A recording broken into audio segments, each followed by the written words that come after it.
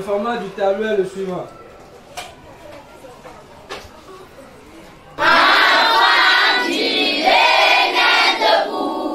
Vu les conditions de vie des enseignants de nos jours, par rapport à leur salaire et bien d'autres, vraiment, je ne pense pas intégrer dans cette fonction. À des moments donnés, on se dit que pourquoi devenir un enseignant si ceux qui sont déjà dans la fonction ne sont pas bien entretenus. Vu tels qu'ils sont traités, moi j'ai pas du tout envie d'être enseignant. Voilà qui est dit. La fonction enseignante ne fait plus des émules chez les écoliers, les élèves et les étudiants. Et pour cause. Au secondaire, ils sont confrontés, les enseignants, les professeurs sont confrontés, comme aussi au primaire, à un nombre, une population, surpopulation des classes, des effectifs pléthoriques dans les classes. Alors que nous sommes dans l'approche par les compétences, et cette approche par les compétences a un ratio maître, n'est-ce pas, élève, qui ne devrait pas excéder 40. Et puis à cela, il faut ajouter que leur carrière, il y a des problèmes. Les salaires qu'ils perçoivent, pour ceux qui ont des salaires, c'est carrément pas des salaires, c'est ce qu'on peut dire des salaires. Dans un état de précarité, il ne faut pas vous attendre à de meilleurs résultats. Les enseignants demandent des meilleures conditions de travail, des meilleures conditions de vie. Et donc, toutes les revendications sont liées à ces points. Les enseignants du primaire sont obligés de jouer le rôle de psychologue en même temps, où les enfants sont de divers milieux, de divers horizons. L'enseignant d'une école qui a une classe en charge doit tout faire pour connaître les problèmes inhérents à chaque apprenant. Il est tout, contrairement au professeur du secondaire qui a un choix.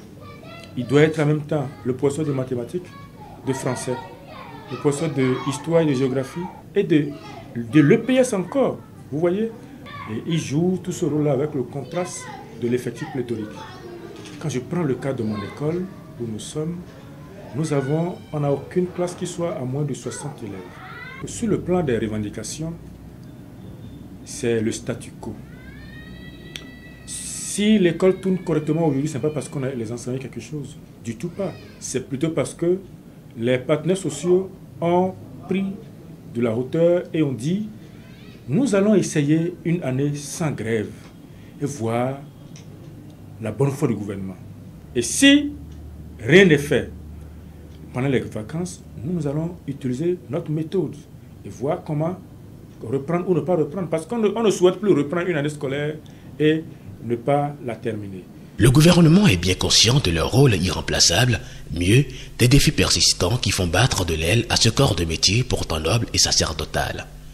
Si nous devons améliorer l'éducation, l'économie de façon structurelle, nous devons agir sur les hommes.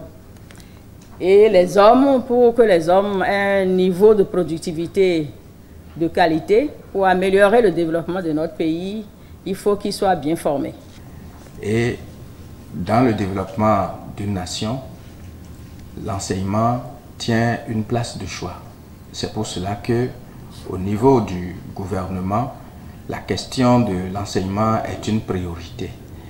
Elle est identifiée comme étant le levier sur lequel il faudra actionner pour faire évoluer l'économie béninoise. Dans les diverses publications du journal spécialisé Éduc-Action au mois de mars, abordant le budget de l'éducation, les DPP primaires, secondaires et supérieurs ont confirmé la volonté du gouvernement béninois à réduire le déficit des enseignants et améliorer les conditions de vie et de travail de ces derniers. 4 154 enseignants sur un besoin total de 17 955 à recruter au secondaire.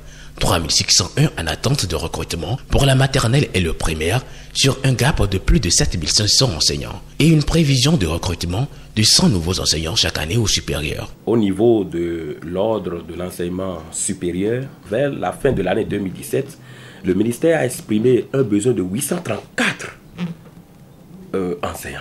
Il y avait un quota de 100 alloué à l'enseignement supérieur depuis plusieurs années, mais en 2018, il faut avouer que nous en avons eu 200.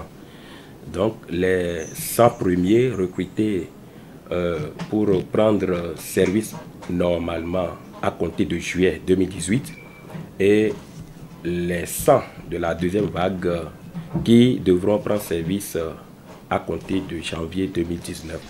Bon, ce matin, nous allons apprendre l'emploi de 1. Toutefois, les défis de la qualité des enseignants, de leur motivation, du ratio élèves-enseignants, du matériel didactique et des salles de classe restent une préoccupation pour tous les acteurs du système éducatif. Reste donc à croire que les heureuses initiatives prises par le gouvernement continuent de nourrir les espoirs de la relève.